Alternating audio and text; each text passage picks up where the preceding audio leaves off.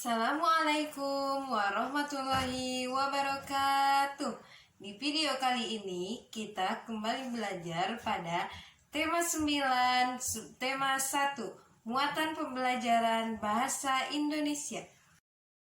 Sebelum pembelajaran ini dimulai, marilah kita berdoa terlebih dahulu.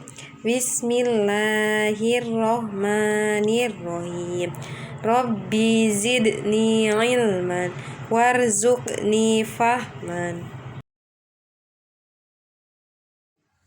Materi kali ini adalah menyebutkan tokoh utama dan tokoh tambahan pada teks fiksi.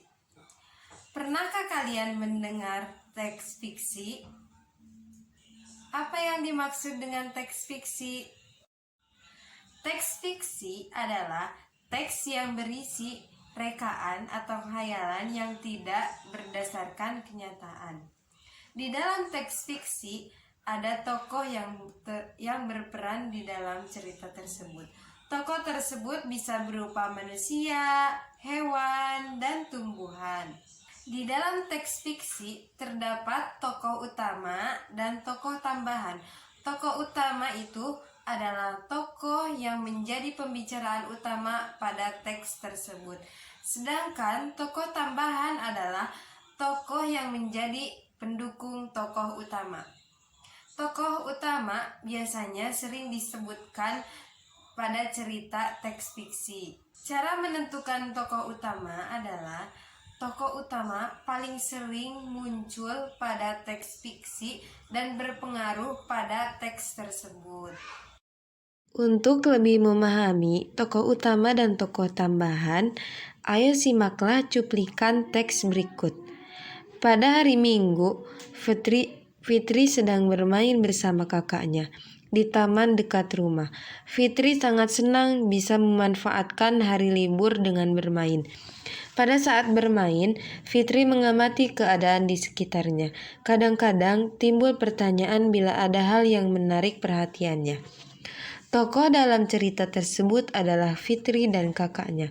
Tokoh utama adalah Fitri dan tokoh tambahan adalah kakaknya.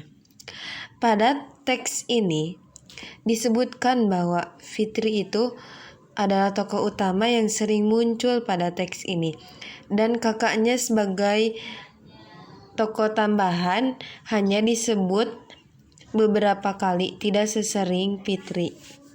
Tokoh utama juga dapat digambarkan dengan ilustrasi-ilustrasi yang menjelaskan ciri-ciri tokoh utama tersebut. Contohnya seperti ini. Tokoh utama dapat digambarkan dengan ilustrasi yang menjelaskan ciri-ciri tokoh tersebut. Contoh, Fitri seorang anak perempuan berumur 11 tahun. Fitri termasuk anak yang badannya tidak kurus dan tidak gemuk.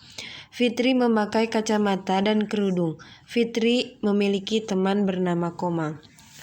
Pada teks ini ada ilustrasi-ilustrasi yang menggambarkan bahwa Fitri itu seorang anak berumur 11 tahun, termasuk anak yang tidak kurus dan tidak gemuk. Itu menunjukkan bahwa Fitri ini adalah tokoh utama pada teks ini. Unsur intrinsik cerita fiksi. Yang pertama yaitu tema. Tema adalah gagasan utama dalam cerita fiksi. Yang kedua, tokoh. Tokoh adalah pelaku yang berperan dalam cerita fiksi. Yang ketiga, alur. Alur adalah urutan kejadian yang terjadi dalam cerita fiksi. Plot atau alur merupakan urutan peristiwa yang mempunyai hubungan antara satu sama lain dan membentuk satu kesatuan yang utuh. Alur dalam cerita fiksi biasanya ada 3. Bagian awal, pengenalan tokoh dan masalah. Bagian tengah, penjelasan masalah dan konflik yang terjadi. Bagian akhir, penyelesaian masalah. Yang keempat adalah latar. Latar itu bisa berupa tempat, suasana, dan waktu. Yang kelima adalah amanat. Amanat itu adalah pesan moral yang disampaikan penulis cerita fiksi kepada pembacanya. Perhatikan contoh teks fiksi berikut ini. Judulnya Kisah Jaka dan Pengemis. Di sebuah desa, tinggallah seorang pria bernama Jaka dan juga keluarganya. Jaka memiliki seorang istri dan 3 anak yang harus diberinya makan. Sayangnya, saat itu sedang musim hujan dan sudah lebih dari 1 minggu hujan tidak berhenti. Karena hujan, Jaka tidak bisa bekerja untuk membeli makanan untuk anak dan istrinya. Persediaan makanan pun sudah habis dan tidak cukup untuk hidup besok-besoknya. Istri Jaka menghampiri suaminya dan membawa 5 buah kentang. Katanya makanan di dapur tinggal itu saja dan tidak ada yang lain. Jaka kemudian menyuruh istrinya untuk memberikan kentang tersebut pada anaknya. Dan ia akan keluar untuk mencari bahan makanan meski sedang hujan. Ketika hendak keluar rumah, pintu rumah Jaka pun diketuk oleh seorang pengemis. Melihat pengemis yang rentak dan kelaparan, membuat Jaka tidak tega dan memberikannya 5 buah kentang yang disimpannya untuk anak-anaknya. Pengemis tersebut menerima 4 buah kentang dari Jaka dan memberikan 1 sisanya kepada Jaka. Ia menyuruh Jaka untuk memberikan 1 buah kentang tersebut kepada anak-anaknya.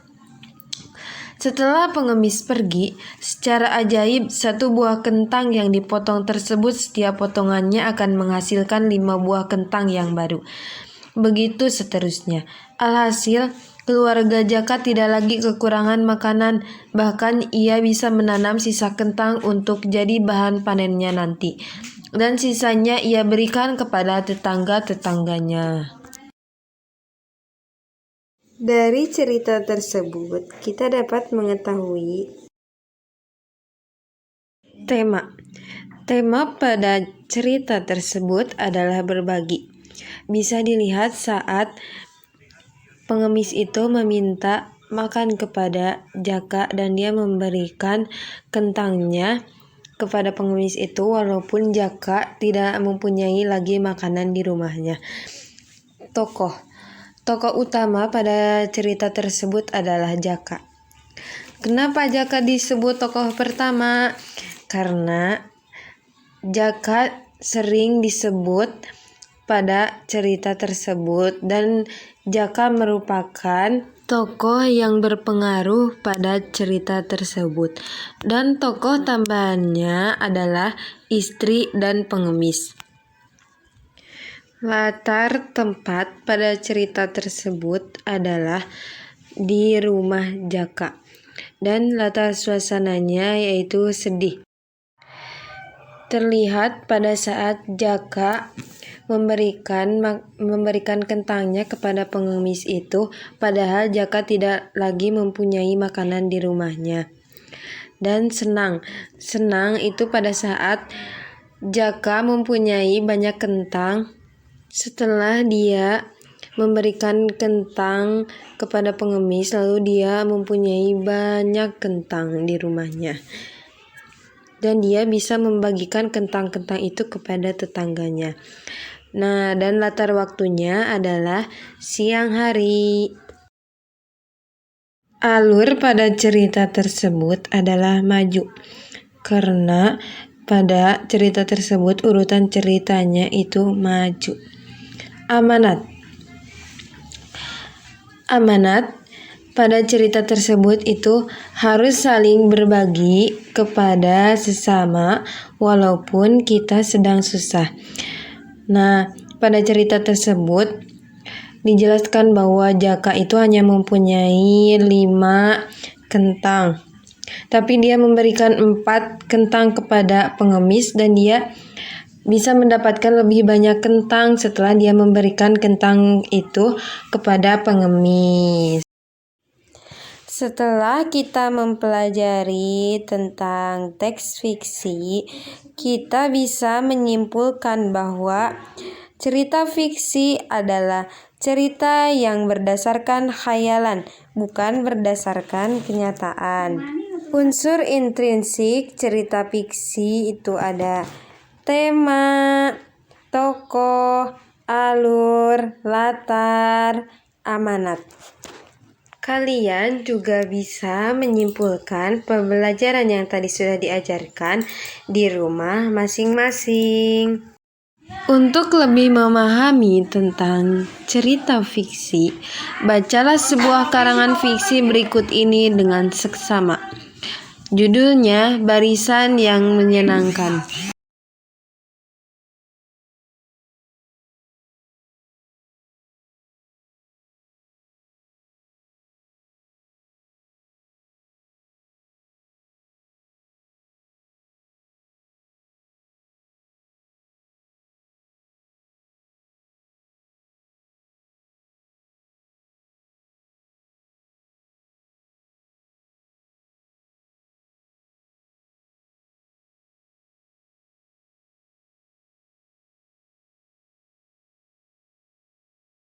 Nah, setelah kalian membaca karangan fiksi yang berjudul Barisan yang Menyenangkan, jawablah pertanyaan berikut ini berdasarkan karangan fiksi Barisan yang Menyenangkan tadi.